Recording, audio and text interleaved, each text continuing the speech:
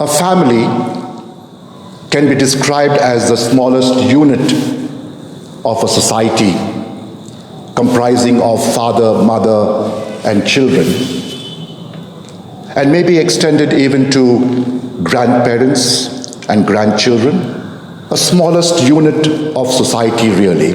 The church calls the family a domestic church, the first church, because it is in the family that we begin to first receive the gift of faith. We practice the gift of faith, and it blossoms forth in family life and family living. And therefore, if we ask ourselves the question, what is the church really all about? What is a parish? A parish is nothing but a collection of families coming together in a geographical area to worship God, to honor God, and to practice their faith. And therefore, the strength of the parish is the strength of every family in the parish.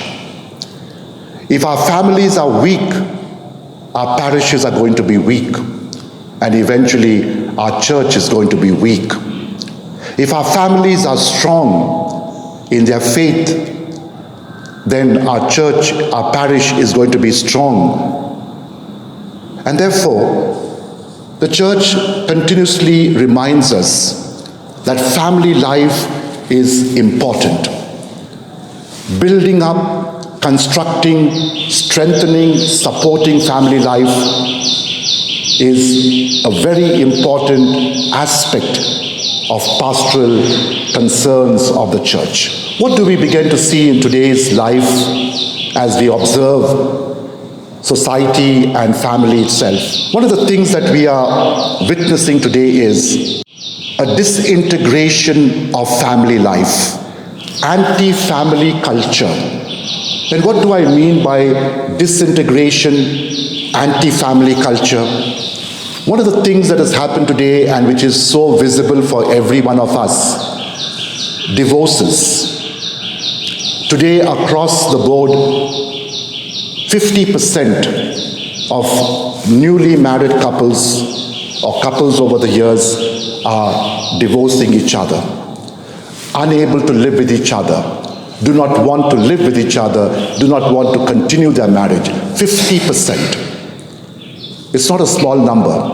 And I know so many couples, young couples, who are spending their life in court, trying to get a divorce, trying to get an annulment. And it's really sad to see the struggles that they have to undergo besides the cost and other things.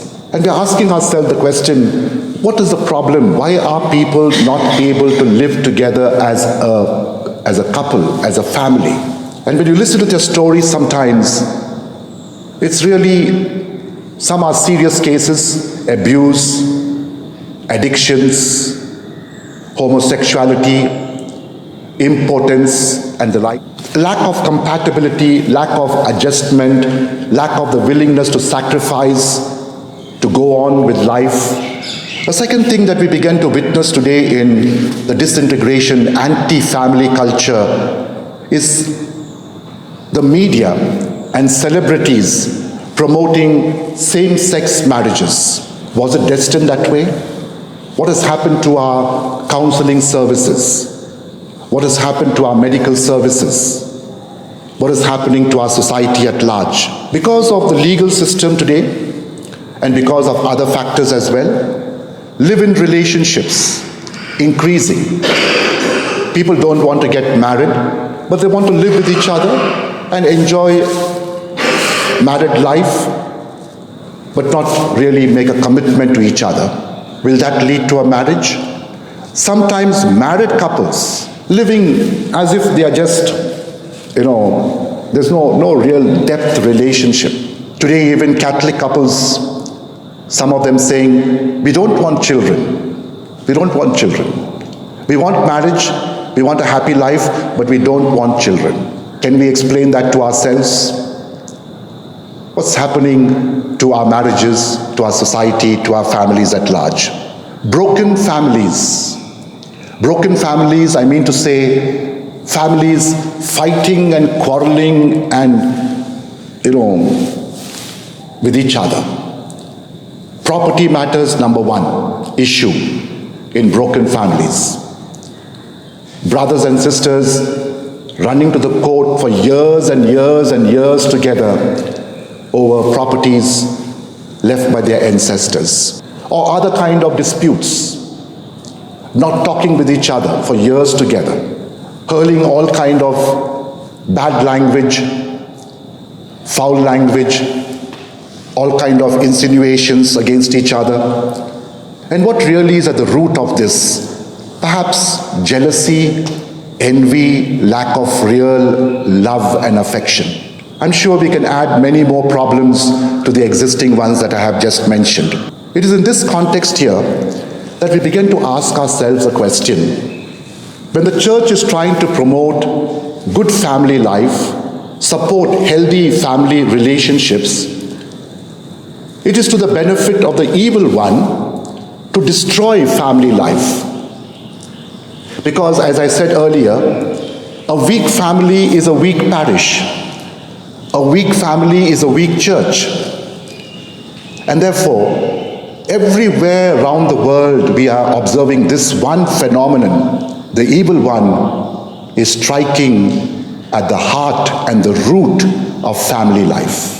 If one family is destroyed, the church is destroyed. It's like a honeycomb with so many cells in it. You puncture the cells and slowly the honeycomb is destroyed. You destroy one family and slowly the church gets disintegrated. And therefore, for the evil one, this is striking at the root of human life and human existence. What does the readings of today have to tell us? The reading from the book of Sirach today is a little explanation of the fourth commandment: honor your father and your mother. When we speak about father and mother, we don't exclude the children. They're part of a family. Honor your father and mother, honor your spouse, honor your children, honor your grandparents, honor your grandchildren. All this is included in the fourth commandment. And therefore, the book of Sirach is trying to tell us how important it is for us to honor our parents, for parents to love and honor their children. And this is once again something that we are witnessing on a large scale. The other day I met a couple, only one child. They gave the child the best education possible. They sent the child abroad for further education. The child is well educated now, got a very good job, but no happiness in the family. And the reason is because the girl got married to someone whom the parents did not approve. And therefore the parents are saying, we have told our child never to step into our house again. When you look at the father, you're looking at sadness and sorrow. When you look at the mother, you're looking at sadness and sorrow. And I felt so sad to look at them explaining their problems. And they're saying, Father, we are unable to forgive our daughter for doing these things. This is a situation we have which is counter to what Sirach is telling us this morning. Honor your father, your mother, honor and love your children. The reading from the book of Colossians has a wonderful recipe for us of what family life is all about. And therefore, St. Paul is hinging family life on the principle of love. Mutual love and affection, deep-rooted love for each other. And together with that, other qualities and virtues like compassion, meekness, humility, patience, and above all, forgiveness. When I look at my own family life, and I see my parents who had the opportunity of living for 50 years together, I've seen them quarrel, I have seen them having hard words against each other, and this is normal for any family, any human relationships. But I've never seen them, maybe even less than half a day, keeping grudges and not being able to further their relationship with each other. This was the model that I received in my life. That you can confront, you can conflict, there can be misunderstandings, but there can also be reconciliation, there can also be love and affection, and there can also be an onward journey of life. But when couples don't want to talk to each other for simple, flimsy reasons, when their pride stands in blocking that relationship, why should I forgive? He did, she did. Let them say sorry first. Let her say sorry first. Let him say sorry first. And then I'll forgive. How can couples make their married life together and move together? The relationship between husband, wife, children, really standing on the principles of love, honor, obedience. Love, honor, obedience. The other day somebody was telling me, I've never heard a kind word uttered to me by my parents.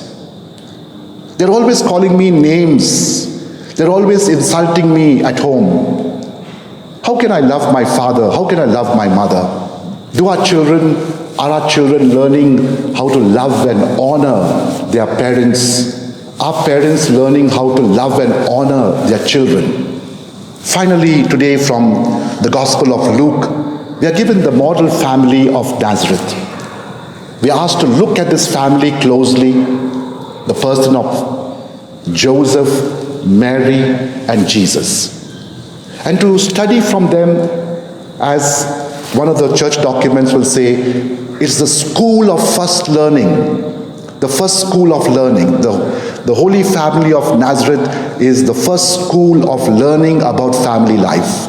And to imbibe from them all the virtues that we need to have for our family life, our community lives. Our communities are extended families based on the same principles of family life. And therefore, today I'm asking myself a question. As a priest, what is my responsibility today? Pastoral concerns about family life. And I think that's the same question that all of us need to ask about. One of the reasons why vocations are dwindling in the church is because family life is becoming weaker and weaker. Less and less children, less and less shallow values. Today, formators are not willing to speak to the formies. There is a high risk factor. When these kind of things happen within our church circles, which father will want to send his daughter to join the convent? Which mother will want to send her son and daughter to join the convent or the priesthood? So it's also affecting religious life. It's also affecting priestly vocations. Today, the kind of people who are coming to join to become priest, I wonder, I look at them and I say, the seed you sow is the fruit that you reap. The seed you sow is the fruit that you reap. So we are all getting affected in one way or the other. And therefore, today, for me, for you, our pastoral concerns of life is not so much about running institutions. It's more about our concern for family life. Our own families, we know there are disintegrations, there are difficulties, there are problems. Building up our own families, at the same time building up every Christian family that we come across. And therefore, it is a burden for us. It should become a burden for us. It should become a pastoral concern for us. Family life, strengthening family life, supporting family life, because that is the domestic church. The strength of the family is the strength of the church. We ask the Lord to give us that grace, that strength, that concern, that deep burden in our hearts to reach out in pastoral care and concern for family life, so that they may be strengthened, so that the church may be strengthened, and God's kingdom ultimately may be strong and vibrant.